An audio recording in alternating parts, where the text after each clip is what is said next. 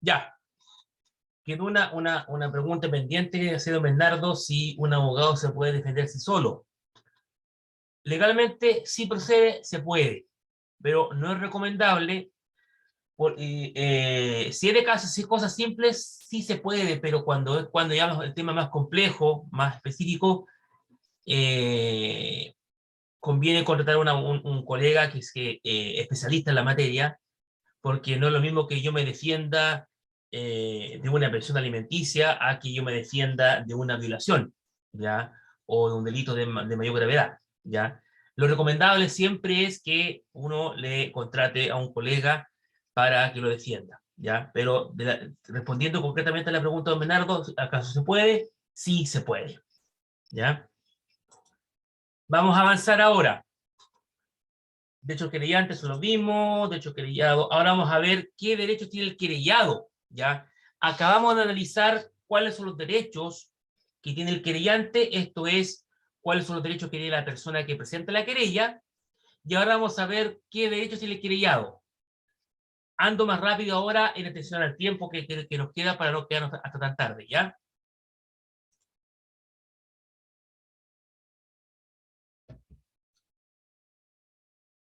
Espérenme, déjenme aceptar ahí.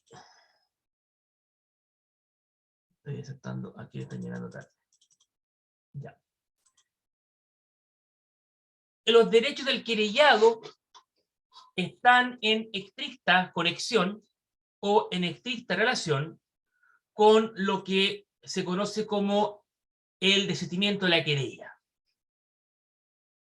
El desistimiento de la querella dice relación con que el querellante puede desistirse de su querella en cualquier momento del procedimiento, puede arrepentirse. Ese es el significado de desistimiento, ¿ya?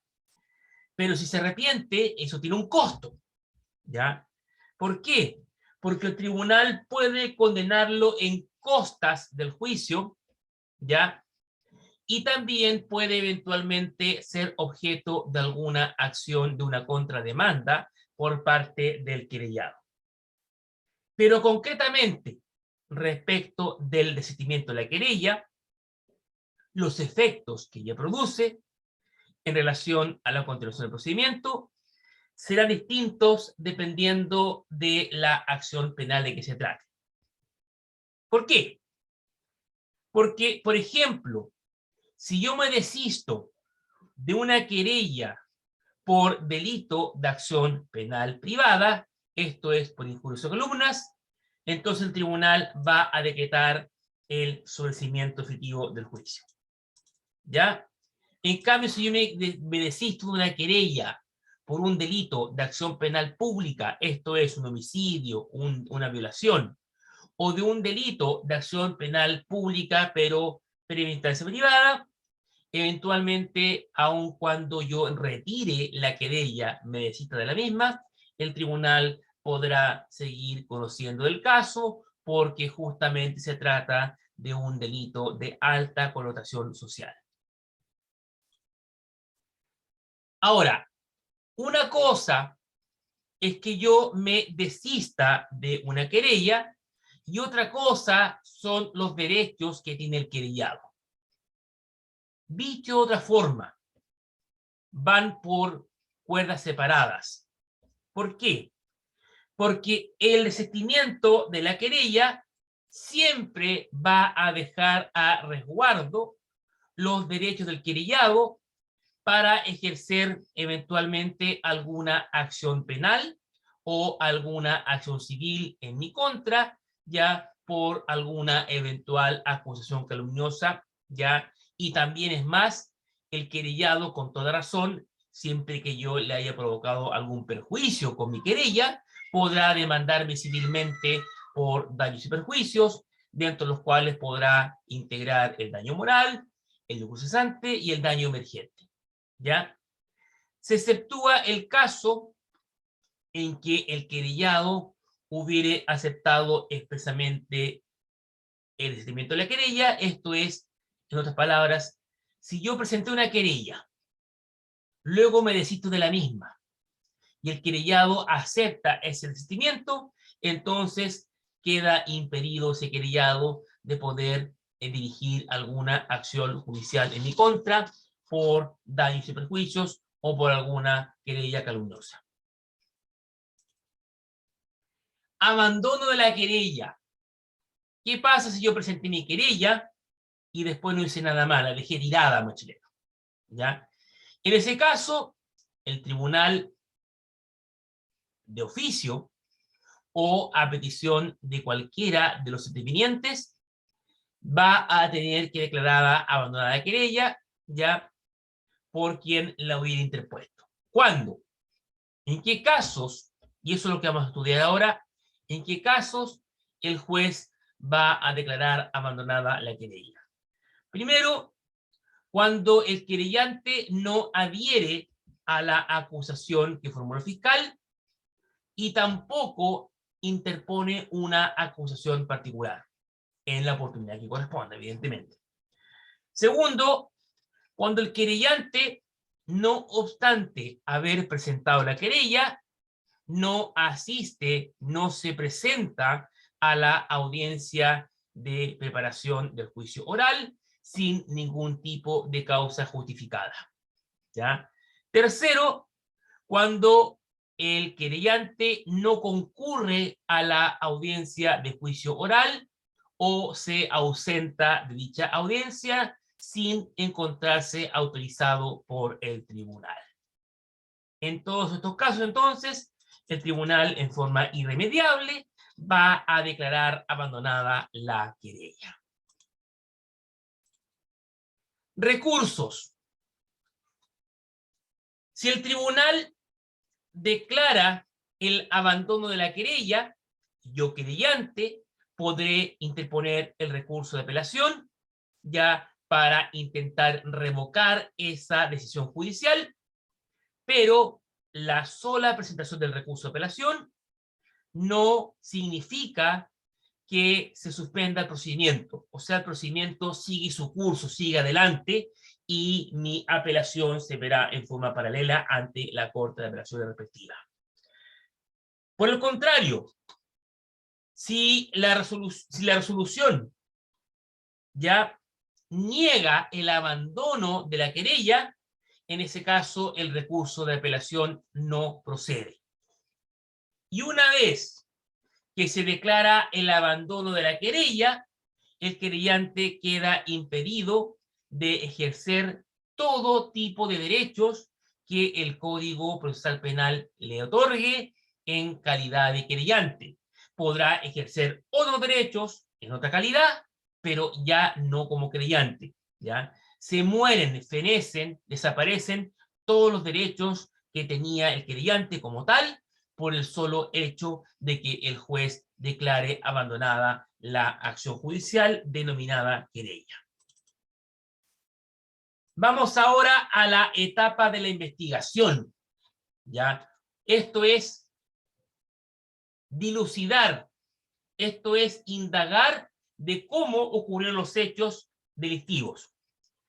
La etapa de investigación, esta es la que sufre uno de los mayores y trascendentes cambios en comparación a la etapa del juicio penal antiguo, ¿ya? ¿Por qué? La primera diferencia, en la etapa del juzgado del crimen, quien investigaba, recuerden ustedes, era el juez. Hoy día, reitero nuevamente, el juez solamente investiga y en quien está radicada esta función investigadora es en forma exclusiva y privativa en el Ministerio Público. Esta etapa de investigación al final del juicio es la que determina el éxito o el fracaso de un juicio. ¿Por qué? Porque esta etapa, en buena medida, va a indicar, va a ser un indicio del éxito del cambio procesal penal, ¿ya? El solo hecho de que hoy día sea un órgano imparcial, esto es la fiscalía, distinto al juez, el que investiga, ya denota, ya demuestra una mejoría, una sustancial mejora en el sistema procesal penal, ¿ya? Porque hoy día es inconcebible que un juez investigue, lo que era totalmente normal en el procedimiento antiguo, ¿ya? También resulta importante en esta etapa el control que el juez de garantía ejerce en la etapa investigativa respecto, sobre todo, de los derechos del imputado, ¿ya? Como su nombre lo indica, juez de garantía está justamente para garantizar, para asegurarle a los intervinientes que en la etapa de investigación sus derechos no van a ser vulnerados, no van a ser pasados a llevar. La etapa de investigación, su finalidad última es indagar, es allegar, recabar antecedentes al procedimiento. ¿Para qué? Para que el fiscal tenga herramientas en donde poder fundar, en donde poder asegurar una eventual acusación al imputado. Y también le sirve al imputado esta investigación para poder defenderse, para poder sustentar su defensa, ¿ya? No, en esta etapa investigativa, ojo, en esta etapa investigativa, no constituyen pruebas, salvo aquellos específicos casos de prueba anticipada, cualquier investigación que se realice. O sea, cualquier diligencia que haga el fiscal, en esta etapa al menos, no constituye prueba, ¿ya? A menos que en algunos casos se trate de prueba anticipada, que lo vamos a ver más adelante.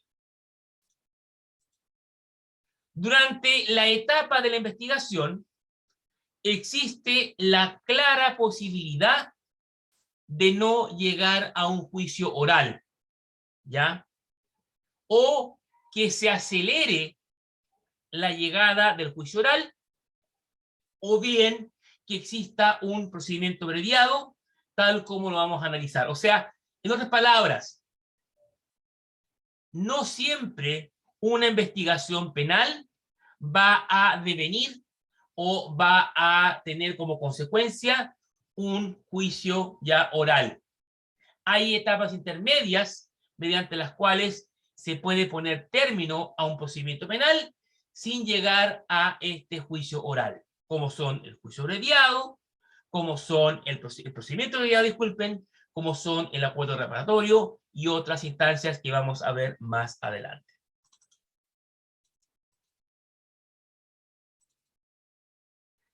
La etapa de investigación, que es la que estamos analizando aquí y ahora, se subdivide en dos etapas, ¿ya? La etapa de la investigación desformalizada, o también llamada investigación preliminar, y en segundo lugar, la etapa ahora ya de la investigación formalizada. Vamos a analizar la primera etapa. Esto es la etapa de la investigación preliminar o desformalizada. En esta primera etapa, ¿ya?, que se inicia por denuncia, por querella o de oficio por parte del Ministerio Público, son los siguientes principios los cuales el fiscal debe tener presente en esta etapa de preliminar o de investigación formalizada. Primero, el fiscal tiene una gran herramienta. ¿Cuál es esta? La oficialidad o impulso procesal de oficio. Mediante este principio de la oficialidad, el Ministerio Público tiene la obligación de realizar todo tipo de diligencias que estén conducentes al esclarecimiento de los hechos, ¿ya? Siendo los demás intervinientes, querellante, imputado, víctima, meros ayudantes en la preparación de la acusación fiscal. O sea, la víctima, el querellante, el imputado, aportan antecedentes a esta etapa pero técnicamente no son todavía intervinientes. Eso es lo que quiero decir acá. Y segundo principio es que existe un órgano consecutivo discrecional. Reitero, existe un orden consecutivo discrecional. ¿Qué significa esto? Significa que el fiscal ya es el órgano encargado de determinar la secuencia de los actos que debe llevar a cabo la investigación. Dicho de otra forma, en esta etapa de investigación desformalizada, el fiscal tiene absoluta libertad para llevar la investigación como él lo estime conveniente. No hay un orden lógico, él decide, él es autónomo y nadie le puede venir a decir a él cómo hacer su trabajo, a lo menos en esta etapa investigativa. ¿Ya? Ello, ojo, ello, sin perjuicio de las instrucciones generales que le pueda dictar su jefe, porque el fiscal tiene jefe. El fiscal adjunto, el que lleva la investigación, tiene el jefe directo, ya el jefe regional y el jefe superior, que es el fiscal nacional. O sea, en otras palabras, el fiscal que lleva la investigación tiene libertad para hacer la investigación en esta etapa desformalizada, sí, pero siempre debe atender las órdenes, las instrucciones y sugerencias que le hagan sus jefes directos. No así lo que le haga un imputado, lo que le haga la víctima o el querellante. No tienen atribuciones para darle órdenes al fiscal.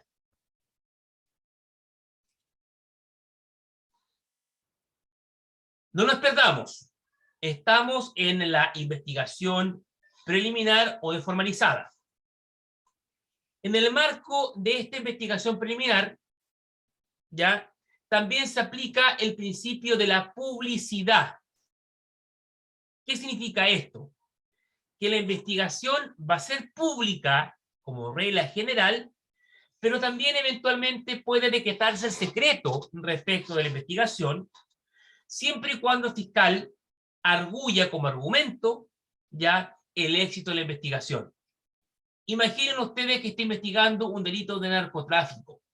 Evidentemente el fiscal va a decretar el secreto de la investigación, porque cualquier publicidad o cuando se filtra la información puede devenir en que la investigación fracase, ¿ya? Por lo tanto, desde este punto de vista, la publicidad de la investigación desformalizada se ve nítidamente restringida o limitada respecto de personas que sean ajenos al juicio y siempre bajo ciertas circunstancias y determinados casos, ya, por ejemplo, respecto del imputado, ya, o de otros intervinientes.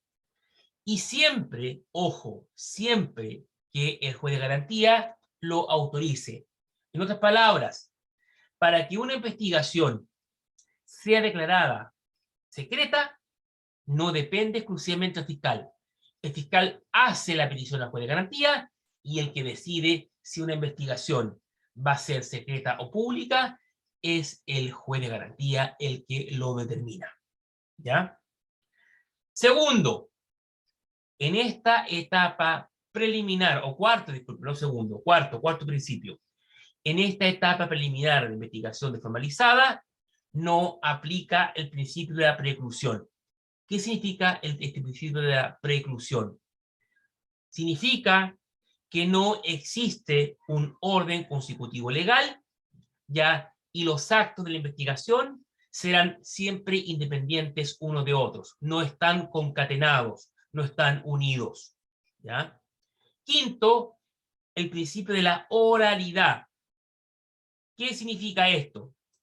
Significa que en esta etapa preliminar de la investigación desformalizada, la palabra, la oralidad, será el medio de comunicación entre los intervinientes, ¿ya? Y el juez de garantía.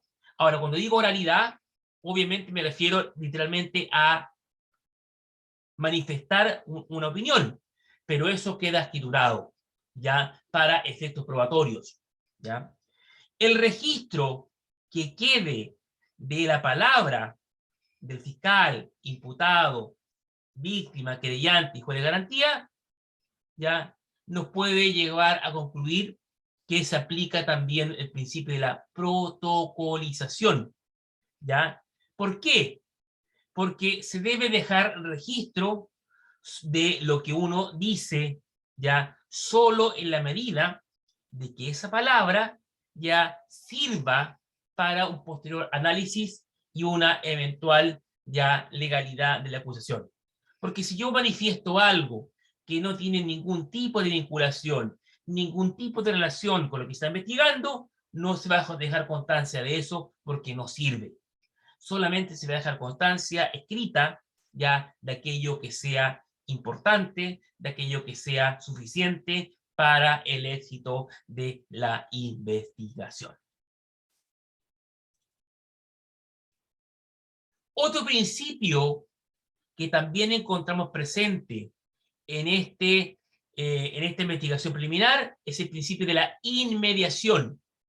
Esto implica que tanto el juez de garantía como el resto de los intervinientes pueden conocer en forma directa el material mismo de la causa, ¿ya? Y pueden también aprender las circunstancias de hecho por sí mismos, o sea, pueden tomar conocimiento de la carpeta investigativa de forma directa, sin ningún tipo de intermediario, ¿ya? Séptimo principio, el principio de la probidad y la buena fe procesal en la investigación. Se presume que el fiscal es probo, es honesto cuando investiga un hecho delictual, ya, y que toda diligencia investigativa que él realiza lo hace de buena fe. Y si alguien estima que lo está haciendo de mala fe, deberá acreditarlo. No basta con acusarlo, sino que también acreditarlo, ¿ya? Y octavo principio, se debe aplicar la economía procesal. ¿Qué implica esto? Por ejemplo, que si yo fiscal debo a lo mejor entrevistar a dos personas, la economía procesal me va a decir que la entreviste a las dos al mismo tiempo para evitar gasto de tiempo, para evitar gasto de traslado, para evitar otro tipo de gastos, ¿ya? Los entrevisto en forma el mismo día y a la misma hora, ¿ya? Y la unilateralidad de la audiencia alude a que el fiscal no siempre debe comunicar al afectado, ya al imputado o a la víctima, algún específico acto de investigación, ¿ya? ¿Ya? Por ejemplo, si yo soy fiscal y estoy investigando a don Bernardo de un delito y tengo que hacer alguna diligencia, no tengo por qué informarle a don Bernardo que voy a hacer la diligencia. La ley a mi fiscal me habilita para poder hacer la diligencia contando con el desconocimiento de don Bernardo. ¿Ya? Eso es lo que significa la unilateralidad de la audiencia. Establecidos los principios que se aplican en la etapa de investigación, ahora vamos a ver cómo se inicia formalmente la investigación, ¿ya? La investigación, siempre usted tiene que tener presente que está llamada a dilucidar cómo se cometió un eventual hecho punible, cuáles son las circunstancias, qué efecto produjo ese hecho. Y la investigación penal, ya lo dijimos, lo reitero, se puede iniciar por parte de oficio del Ministerio Público, en primer lugar, en segundo lugar, por denuncia, y en tercer lugar, por querella. En cuanto a las actuaciones de la investigación, ya, los delitos de acción penal pública, homicidio, violación, secuestro, y los delitos de acción penal pública, primera instancia en particular, amenazas, lesiones graves, menos graves, se investigan ya siempre por el Ministerio Público y el control de la investigación siempre está bajo el juez de garantía. En esta fase, el Ministerio Público fiscal debe investigar a través del principio de objetividad. Vale decir, debe investigar con igual celo todo lo que pueda incriminar al imputado, pero también debe investigar con igual celo todo aquello que eventualmente pueda acreditar la inocencia del acusado. O sea, debe ser un órgano imparcial y transparente en cuanto, reitero, el fiscal debe investigar en forma idéntica todo aquello que incrimina y todo aquello que eventualmente ya exonera de responsabilidad al imputado. Objetivos de la instrucción. La instrucción es la investigación, ¿ya? Cuando yo hablo de instrucción es investigación. Primero, producir antecedentes probatorios, ya que sean suficientes, que sean necesarios y que puedan en el futuro poder fundamentar una acusación fiscal en contra del imputado, para después preparar el juicio oral. Segundo, impedir que se pase a la etapa de preparación del juicio oral los casos, sospechas infundadas de comisión de un delito. O sea, cuando yo, fiscal, investigo un delito y no recabo antecedentes suficientes para acusar al imputado. Esos casos no van a llegar a juicio oral.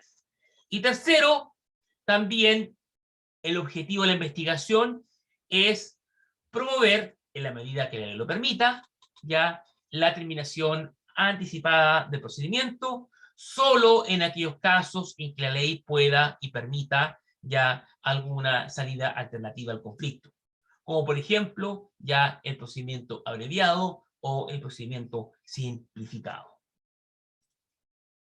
¿Desde cuándo se entiende, o sea, la investigación se relaciona en este sentido con el procedimiento ordinario?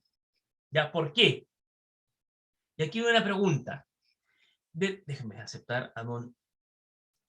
Ah, no, a su compañera, porque era la SPA. ¿Desde cuándo se entiende iniciado el procedimiento ordinario? ¿Ya?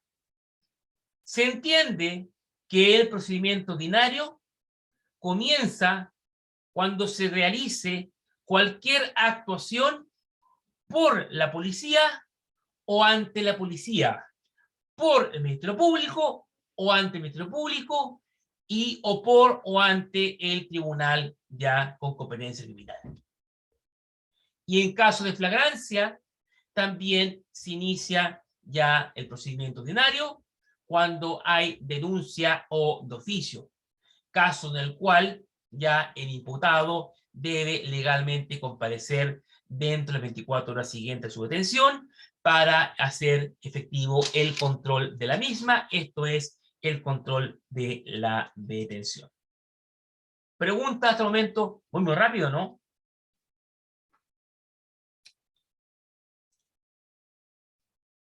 ¿No? Continúo entonces. Se entiende, profe. Ya. ¿Cuáles son las actuaciones de la investigación? Y aquí tenemos actuaciones previas o inmediatas y después actuaciones mediatas. En cuanto a las primeras, esto es, actuaciones inmediatas, el fiscal, dentro de las 24 horas siguientes, desde que toma conocimiento de un hecho delictual, debe proceder por sí mismo ya a tomar parte en la investigación o, en su defecto, comunicarse con las policías para que lo auxilien en esa investigación. También el fiscal deberá practicar diligencias pertinentes y que sean útiles, evidentemente, para intentar esclarecer los hechos y hacer las averiguaciones del posible delito. Todo esto dentro de las 24 horas siguientes. También, dentro de las 24 horas siguientes, el fiscal debe investigar todo tipo de circunstancias que, en su concepto, resulten relevantes para la aplicación de la ley penal, de los intervinientes del hecho punible, ¿ya? Y también las circunstancias para verificar su eventual responsabilidad. Y también, dentro de las 24 horas siguientes que toma conocimiento el fiscal, este funcionario debe impedir que el hecho denunciado produzca consecuencias ulteriores. Por ejemplo, ya en un caso de violencia familiar, nada impide que el fiscal pueda pedirle al Tribunal de Garantía que se decrete la orden de alejamiento del imputado, del victimario, y también las rondas periódicas en el lugar de la víctima o ya para evitar que el victimario se acerque a la víctima y pueda seguir cometiendo actos de violencia intrafamiliar.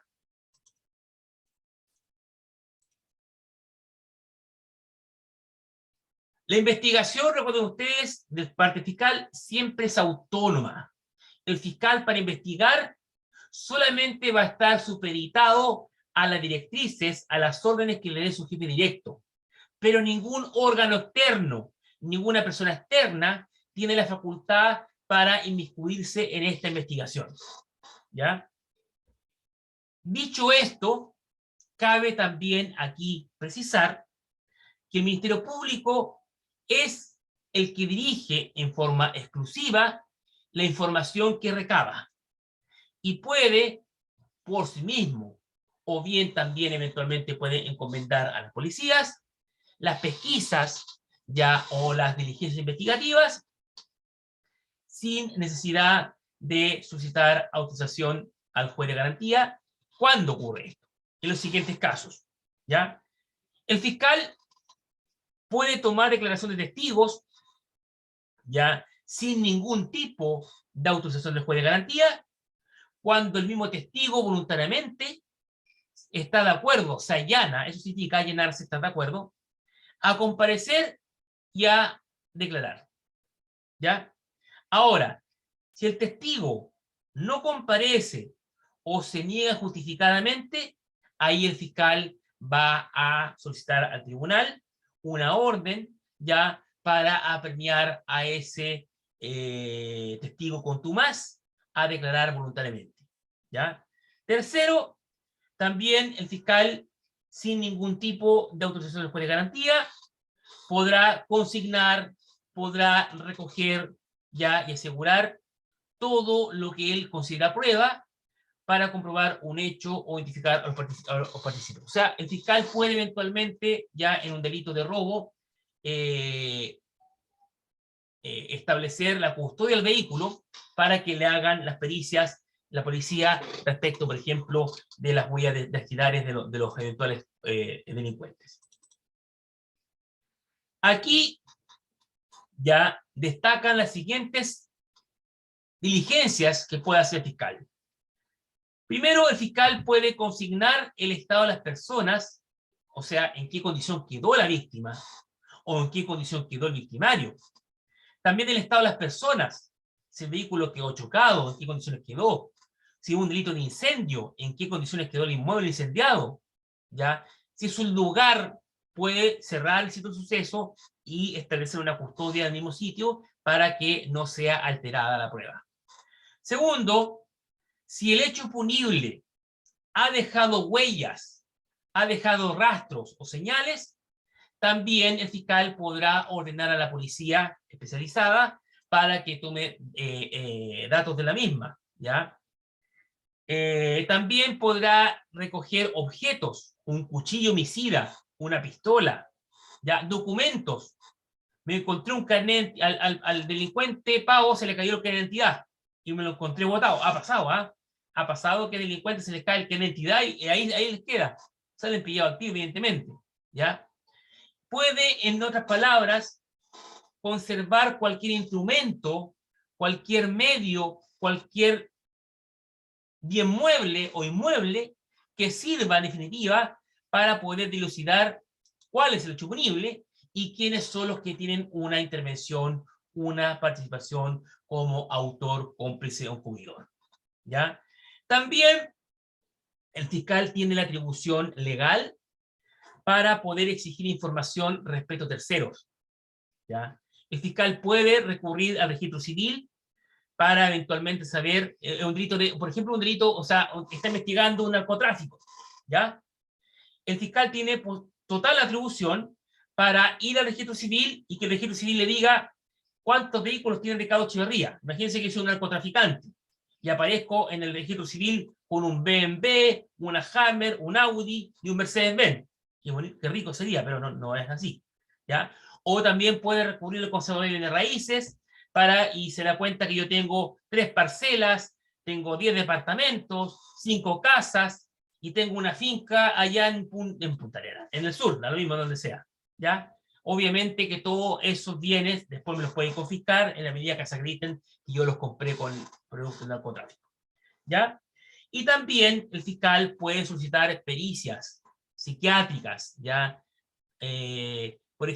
Típicos violadores, para saber si son psicópatas, si tienen alguna tara mental, como digo yo, algún problema de carácter psicológico que eventualmente los pueda eximir de responsabilidad por ser inimputables, pero eso significa que tienen que ir a un psiquiátrico, ¿ya?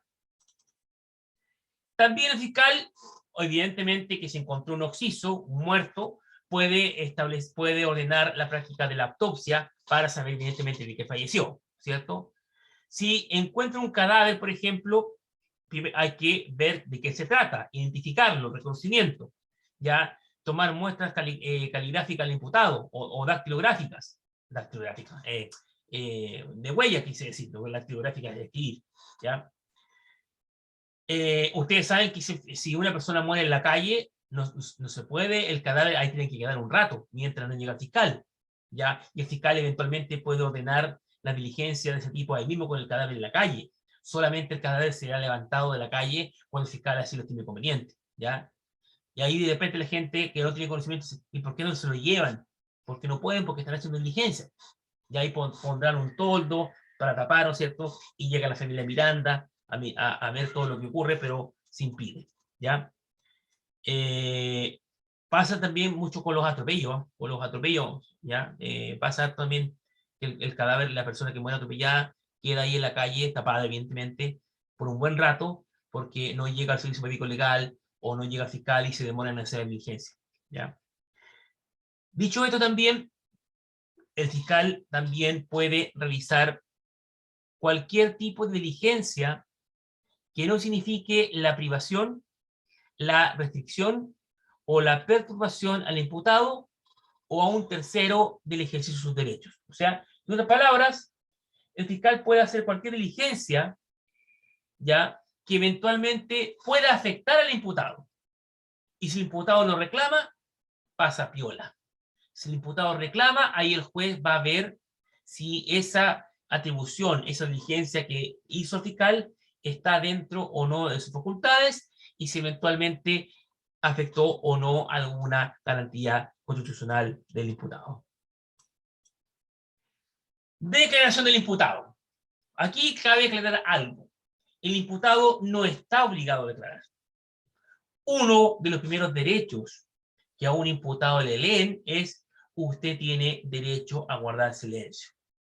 Y todo lo que diga puede ser usado en su contra. Eso aparece en las películas y eso en Chile es así, legal, ¿ya? Y el segundo derecho que le leen al diputado es: usted tiene derecho a cortar un abogado a su confianza y si no lo tiene, el Estado le otorgará uno. Son los dos derechos primeros y básicos que tiene todo imputado, ¿ya? Ahora, el imputado tiene derecho a guardar silencio, pero ese derecho es renunciable. Él puede decir: no, yo quiero hablar, ¿ya? Pero si decide eso, debe tener un cuidado único y exclusivo en su lenguaje, porque lo que diga puede ser usado en su contra, ¿ya? ¿Sí? Cuando el imputado decide hablar, el abogado tiene que decirle: señor, cuidado con lo que va a decir, porque la puede embarrar. Puede dejarla, le puede decir con otra palabra más fea, pero la puede dejar aquí la patada. Así que primero piense lo que va a decir para poder decir lo que piensa, ¿ya?